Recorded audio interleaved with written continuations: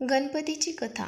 भगवान शिवाचे पुत्र गणेशाचे लग्न प्रजापती विश्वकर्माच्या रिद्धी आणि सिद्धी नावाच्या 2 मुलीबरोबर झाले असते.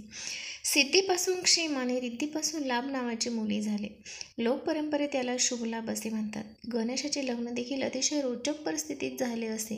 त्यांचे लग्न होत नव्हते. या लग्नाची देखील चर्चा सर्व पुराणात मनोरंजक पद्धतीने मिळते. भगवान गणेश हे हिंदू धर्मातील प्रथम पूज्य देव मानले जातात. कोणतेही शुभ कार्य करण्यापूर्वी त्यांचे नाव घेतले जाते. त्यांचे नाव घेतल्याशिवाय कोणतेही कार्य सुरळीत पद्धतीने पूर्ण होऊ शकत नाही. चला जाणून घेऊ या त्यांच्याशी निगडीत 5 लोकप्रिय कथा.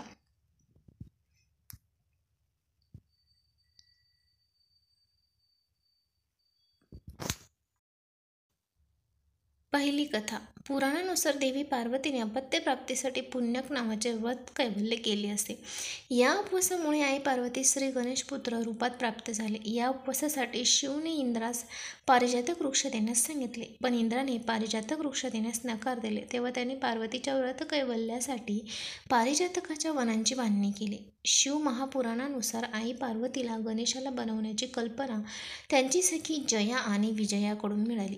त्यांच्या सखींनी पार्वतीला सांगितले की नंदी आणि इतर गण फक्त महादेवाच्या आज्ञेचे पालन करतात, म्हणून आपण देखील एक असा गण तयार करावा जो फक्त तुमच्याच आज्ञेचे पालन करेल. या कल्पनेने प्रभावित होऊन देवी पार्वतीने आपल्या मळीपासून गणेशाची निर्मिती केली.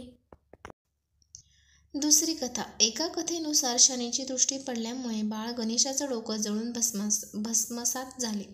यावर दुःखी असलेल्या पार्वतीने ब्रह्माला म्हटले, ज्याचे डोकं सर्वात पहिले सापडेल त्याला गणेशाच्या डोक्यावर लावून द्या.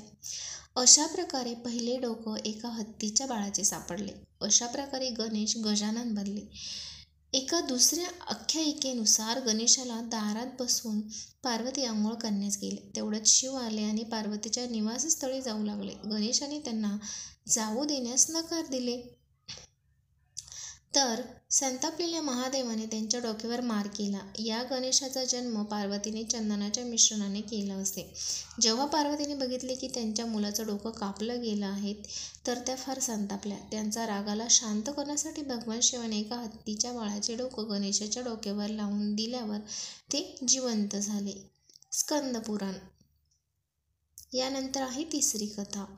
एकदा शिवाप्रमाणेच गणेशांनी भगवान परशुरामाला कैलास पर्वतावर जाण्यापासून रोखले.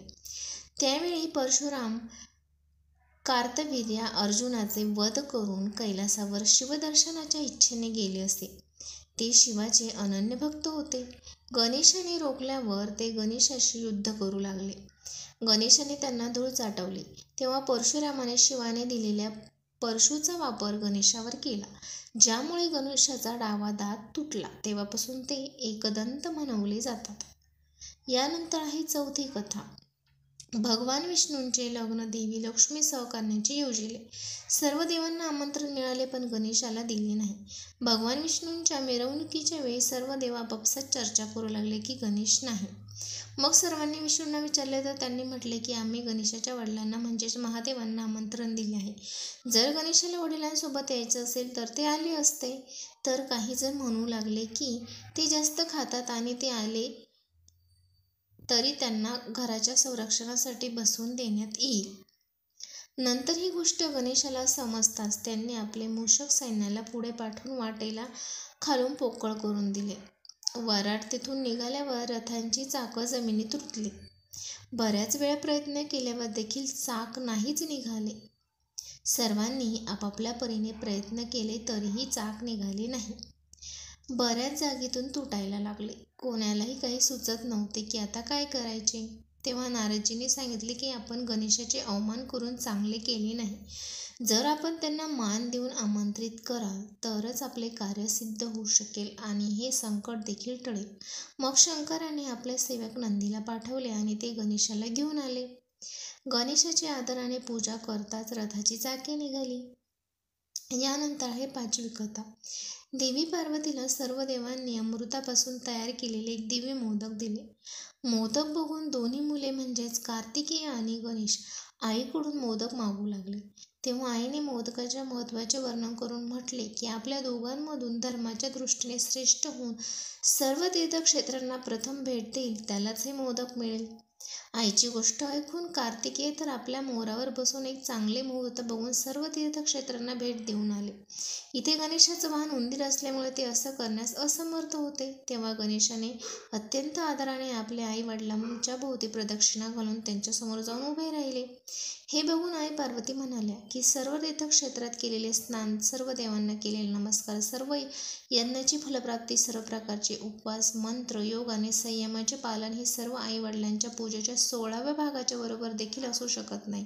म्हणून हे गणेश शेकडो पुत्र आणि शेकडो गणांच्या पेक्षा वर आहे. म्हणून हे मोदक मी गणेशाला देत आहे. आई वडिलांच्या भक्तीमुळे प्रत्येक यज्ञात सर्वात आधी गणेशाची पूजा होईल.